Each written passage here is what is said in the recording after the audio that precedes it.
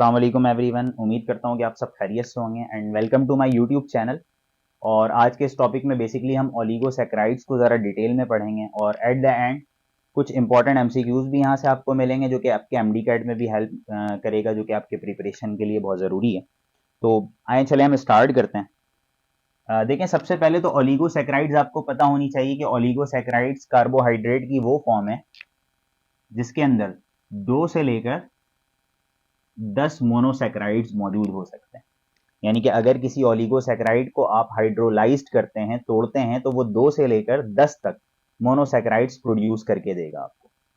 2 भी हो सकते हैं, 3 भी, 4 भी, 5 भी, जितने भी होंगे, बस 2 से लेकर 10 तक की इसकी रेंज है, तो उसको हम क्या कहेंगे? ओलिगोसैकेराइड्स।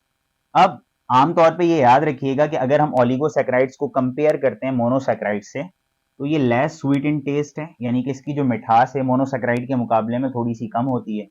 और ये लेस सॉल्युबल इन वाटर भी होता है। अगर आप कंपैरेटिवली मोनोसैकेराइड से इसको कंपेयर करते हैं ओलिगोसैकेराइड्स को, तो ये वाटर के अंदर जरा लेस सॉल्युबल है। अब जैसा कि मैंने आपसे कहा कि अगर आप ओलिगोसैकेराइड्स को ब्रेक करते हैं तो ये 2 से लेकर 10 तक मोनोसैकेराइड्स देगा। अगर लेट सपोज हमारे पास एक ओलिगोसैकेराइड है, उसको हम ब्रेक करते हैं और वो हमें अगर 2 मोनोसैकेराइड देता है, तो उसे हम कहेंगे डाइसैकेराइड्स। डाई का मतलब होता है 2। अब एक ऐसा ओलिगोसैकेराइड है जिसको हम ब्रेक करते हैं, तोड़ते हैं या हाइड्रोलाइज करते हैं, वो हमें 3 मोनोसैकेराइड्स देता है, तो उसको हम कहेंगे ट्राइसैकेराइड्स। अगर 4 मोनोसैकेराइड्स देता है तो उसको हम कहेंगे टेट्रासैकेराइड्स। अब हमारे बुक में और ओलिगोसैकेराइड्स जो सबसे ज्यादा मोस्ट कॉमन फॉर्म में जो पाई जाती है वो डाइसैकेराइड्स के फॉर्म में। यानी कि नेचर में सबसे ज्यादा जो ओलिगोसैकेराइड्स मिलेगी आपको वो डाइसैकेराइड्स मिलेगी, जिसके अंदर 2 मोनोसैकेराइड्स मौजूद होते हैं। यानी कि डाइसैकेराइड्स को अगर आप हाइड्रोलाइज करते हैं तो उसके अंदर से आपको 2 मोनोसैकेराइड्स मिलेंगे। अच्छा, इसकी एग्जाम्पल बड़ी 3 कॉमन एग्जाम्पल है, वो है माल्टोज, सक्रोज और लैक्टोज। इन तीनों के अंदर 2-2 मोनोसैकेराइड्स होते हैं, तो ये तीनों ही क्या हैं? डाइसैकेराइड्स के एग्जाम्पल हैं।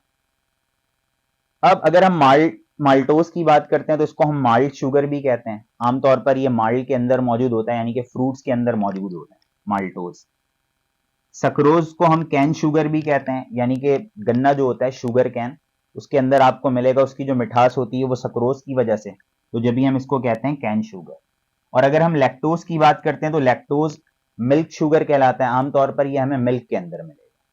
तो एक एक करके जरा हम डिटेल में पढ़ते हैं, माल्टोज को, सक्रोज को और फिर लैक्टोज को। तो सबसे पहली बात आपको पता होनी चाहिए कि माल्टोज के अंदर ये माल्टोज किस तरह बनता है। जब 2 ग्लूकोज को आप आपस में बाइंड करते हैं तो 2 ग्लूकोज मिलकर क्या बनाता है? माल्टोज बनाता है। और इस प्रोसेस के दौरान वाटर का एक मॉलिक्यूल भी रिलीज होता है।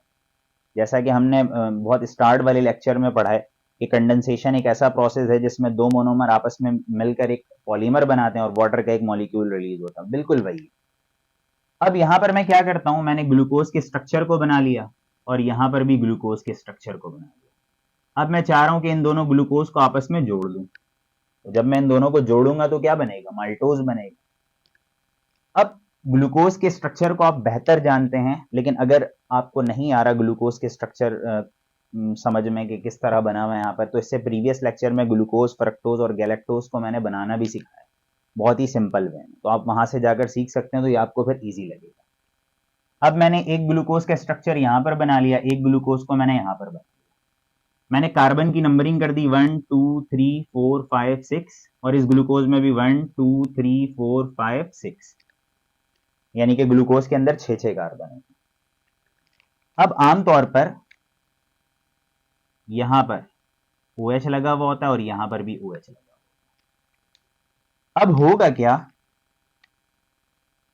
पहले वाले ग्लूकोज से निकलेगा OH और दूसरे वाले ग्लूकोज से निकलेगा H। H और OH को आप मिला देंगे तो क्या बन जाएगा? वाटर। तो आप देख सकते हैं कि वाटर का एक मॉलिक्यूल यहां पर मैंने बना दिया है, यानी कि रिलीज हुआ है। अब लिहाजा सेकंड वाले ग्लूकोज के पास कौन बच गया? सिर्फ ऑक्सीजन, और पहले वाले ग्लूकोज में कुछ भी नहीं बचा। तो आप देख सकते हैं कि पहले वाले ग्लूकोज के पास कुछ नहीं बचा और दूसरे वाले ग्लूकोज के पास ऑक्सीजन बचा था, तो ये ऑक्सीजन की मदद से ये दोनों ग्लूकोज आपस में जुड़ गए। इस बॉन्ड को हम कहते हैं ग्लाइको ग्लाइकोसाइडिक बॉन्ड। अब ये ग्लाइकोसाइडिक बॉन्ड कौन सा ग्लाइकोसाइडिक बॉन्ड है ये भी हमें पता होना चाहिए। पहले का कौन सा कार्बन था 1 और दूसरे वाले ग्लूकोज का कौन सा कार्बन था 1 को आप कह सकते हैं कि ये कौन सा बॉन्ड है 1,4 ग्लाइकोसाइडिक बॉन्ड। यानी कि एमडी कैट में एमसीक्यूज बहुत आता है कि माल्टोज के अंदर कौन सा बॉन्ड होता है, तो 1,4 ग्लाइकोसाइडिक बॉन्ड मौजूद होते हैं। कैसे बना आपको समझ में आ गया, और वाटर क्यों रिलीज हुआ ये भी पता चल गया। तो माल्टोज के अंदर सिंपल से लफ्जों में ग्लूकोज, दो ग्लूकोज आपस में जुड़कर क्या बनाते हैं माल्टोज, और ग्लूकोज जब आपस में जुड़ते हैं तो कौन सा बॉन्ड बनता है ग्लाइकोसाइडिक बॉन्ड। ऑक्सीजन की मदद से ये बॉन्ड बनती है, it is a type of covalent bond. और पहले वाले ग्लूकोज का पहला कार्बन होता है और दूसरे वाले ग्लूकोज का चौथा कार्बन होता है, तो इस बॉन्ड को हम क्या कहेंगे 1,4 ग्लाइकोसाइडिक बॉन्ड कहेंगे। अब अगर हम सेकंड की बात करते हैं दैट इज सक्रोज। तो सक्रोज में क्या होता है, सक्रोज भी एक डाइसैकेराइड है जिसमें क्या होता है एक ग्लूकोज फ्रक्टोज के साथ बाइंड होता है और क्या बना लेता है सक्रोज बना लेता है, और इस प्रोसेस के दौरान भी वाटर का एक मॉलिक्यूल रिलीज होता है। तो आइए चलिए हम देखते हैं आगे कि ये किस तरह फॉर्म हो रहा है। मैंने यहां पर एक ग्लूकोज के मॉलिक्यूल को बना लिया है और यहां पर मैंने फ्रक्टोज के एक मॉलिक्यूल को बना लिया। तो आप जानते हैं कि ग्लूकोज में नंबरिंग हम यहां से करते हैं राइट साइड से 1 2 3 4 5 6, ये 6 कार्बन हो गए इसके। अब लेकिन चूंकि फ्रक्टोज के अंदर, अब देखें यहां पर भी CH2OH है, यहां पर भी CH2OH है, ऑक्सीजन दोनों के करीब है, तो नंबरिंग आप कहीं से भी कर सकते हैं फ्रक्टोज के अंदर। हम बुक के हिसाब से चलते हैं, इसे कार्बन नंबर 1 कहा गया, ये कार्बन नंबर 2 है, ये carbon number 3, carbon number 4, carbon number 5 और ये कार्बन नंबर 6। तो अब बिल्कुल उसी तरह यहां पर क्या होगा कि ग्लूकोज के पहले कार्बन से कौन आएगा OH, और फ्रक्टोज के दूसरे कार्बन से कौन आएगा H। ये दोनों आपस में मिलेंगे और क्या बना लेंगे वाटर। तो मैं यहां पर बना देता हूं वाटर।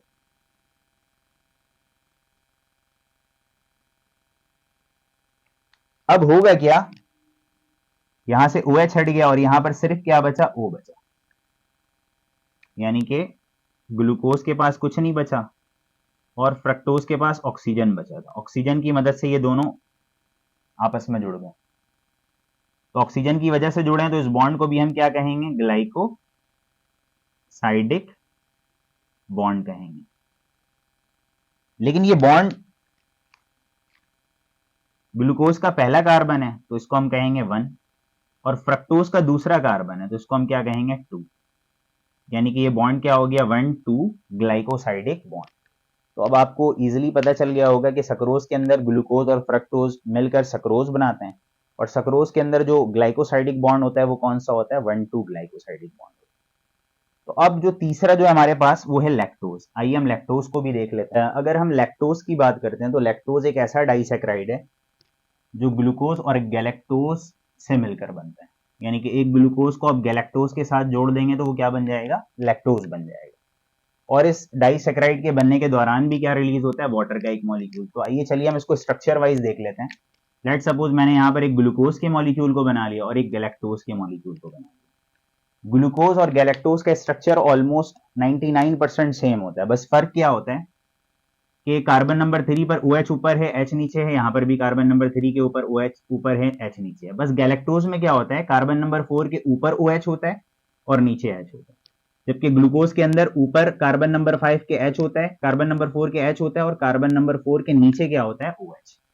तो ये हमने गैलेक्टोज बना लिया और ये हमारे पास क्या आ गया ग्लूकोज। अब ग्लूकोज के पास से कौन आएगा OH, और गैलेक्टोज के पास से OH के पास से ही आएगा H, यानी कि ये दोनों आपस में मिलेंगे और मिलकर बना लेंगे वाटर। ये मैंने लिख दिया वाटर का एक मॉलिक्यूल रिलीज हो गया। तो अब क्या हो गया,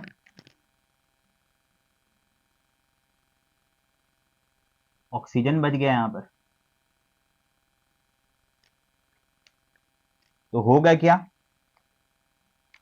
कार्बन नंबर 1 के पास से OH निकल गया तो लिहाजा ये वाला हिस्सा खाली हो गया, ये ऑक्सीजन के साथ मिल जाता है, और उसके पास से हाइड्रोजन निकल गया तो ये ऑक्सीजन के थ्रू आपस में जुड़ जाता है। ये दोनों हिस्सा आपस में जुड़ गया और ये जो स्ट्रक्चर बन गया ये क्या कहलाएगा लैक्टोज। अच्छा, ये जो बॉन्ड ऑक्सीजन की मदद से बन रहा है इसे ग्लाइकोसाइडिक बॉन्ड ही हम कहेंगे। लेकिन ये जो ग्लाइकोसाइडिक बॉन्ड है ना, अब ये ग्लाइकोसाइडिक बॉन्ड क्या है, पहले वाले ग्लूकोज का जो है पहला कार्बन है और गैलेक्टोज का चौथा कार्बन, तो इस बॉन्ड को हम क्या कहेंगे, 1,4 ग्लाइकोसाइडिक बॉन्ड। ये तीन बड़े इंपॉर्टेंट एमसीक्यूज हैं एमडी कैट से रिलेटेड, कि सक्रोज में कौन सा बॉन्ड होता है, माल्टोज में कौन सा ग्लाइकोसाइडिक बॉन्ड होता है और लैक्टोज में कौन सा ग्लाइकोसाइडिक बॉन्ड होता है। तो उम्मीद करता हूँ कि ये पूरा लेक्चर आपको समझ में आया होगा। इससे नेक्स्ट लेक्चर में हम रिड्यूसिंग और नॉन रिड्यूसिंग शुगर्स पढ़ेंगे और पॉलीसेक्राइड्स पढ़ेंगे। तो नेक्स्ट लेक्चर तक के लिए इजाजत दें और अपना बहुत ख्याल रखिएगा। और अब तक आपने अगर इस चैनल को सब्सक्राइब नहीं किया तो जरूर सब्सक्राइब कर लें। और इससे प्रीवियस लेक्चर में आपको पूरा ट्रिक बताया हुआ है मैंने कि रिंग स्ट्रक्चर किस तरह बनाना है, ओपन स्ट्रक्चर किस तरह बनाना है।